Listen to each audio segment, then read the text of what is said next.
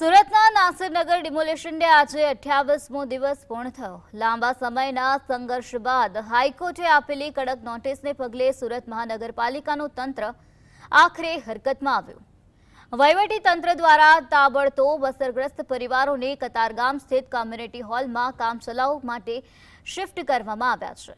જો કે આ સ્થળાંતર અસરગ્રસ્તો માટે નવી મુસીબત બની ગયું છે। કોમ્યુનિટી હોલમાં પીવાના પાણી, યોગ્ય વેન્ટિલેશન અને સ્વચ્છતા જેવી પાયાની સુવિધાઓના અભાવે લોકોમાં ભારે નારાજગી જોવા મળી અને રોષ જોવા મળ્યો છે।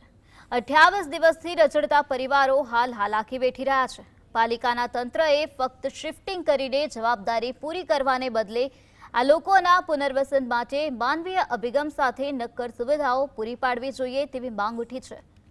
અસરગ્રસ્તની માંગ છે કે અમારે ઘરના બદલે ઘર જોઈએ છે।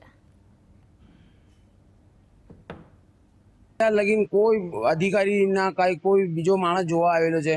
ત્યાં ખુલ્લો આસમાન હતો, ખુલ્લા આસમાન નીચે અમે જમીન પર બેહેલા હતા, પર એનજીઓ સંસ્થાવાળા એ લોકો અમને બહુ હેલ્પ કરતા હતા। અહીંયા કોઈ વસ્તુ દેખાતી જ નહીં ને કોઈ જોવા આવે એવું કોઈ માણસ જ નહીં।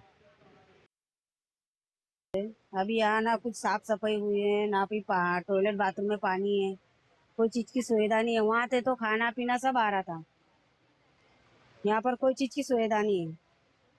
कितनी परेशानी है, कितनी दिक्कत? परेशानी और दिक्कत तो बहुत जा रही है ना। 28 દિવસ બાદ નાસિરનગરના લોકોને કોમ્યુનિટી હોલ ફાળવવામાં આવ્યા છે, કારણ કે હાઈકોર્ટની જે ઝાટકની બાદ સુરત તંત્ર એલર્ટ મોડ પર આવ્યું હતું અને ત્યારબાદ અત્યારે નાસિરનગરના જે અસરગ્રસ્તો માટે જે છે તે કોમ્યુનિટી હોલ ફાળવવામાં આવ્યા છે, પરંતુ અસરગ્રસ્તો ક્યાંક ને ક્યાંક નારાજગી વ્યક્ત કરી રહ્યા છે।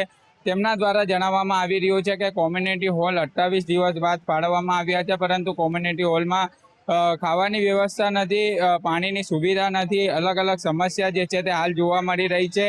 એક જ માંગ કરવામાં આવી રહી છે કે ઘરના બદલે ઘર આપવામાં આવે તેવી માંગણી જે છે તે કરવામાં આવી રહી છે। અત્યારે જોઈ શકાય છે નાના બાળકોથી લઈ મોટા લોકો, તમામ લોકો જે છે તે અત્યારે કોમ્યુનિટી હોલ પર અત્યારે પહોંચી ચૂક્યા છે। સ્થાનિક લોકો જણાવી રહ્યા છે કે અમે જ્યારે નાસિરનગરમાં રહેતા હતા ત્યારે એનજીઓ અથવા તો અલગ અલગ સંસ્થાઓ ભોજન અલગ અલગ વ્યવસ્થા કરવામાં આવતી હતી, પરંતુ કોમ્યુનિટી હોલ ખાતે આવ્યા બાદ હવે અમારું કોણ જોશે અને ખાવાની કઈ રીતની વ્યવસ્થા કરવામાં આવશે તે એક પ્રશ્ન ઉપસ્થિત થઈ રહ્યો છે।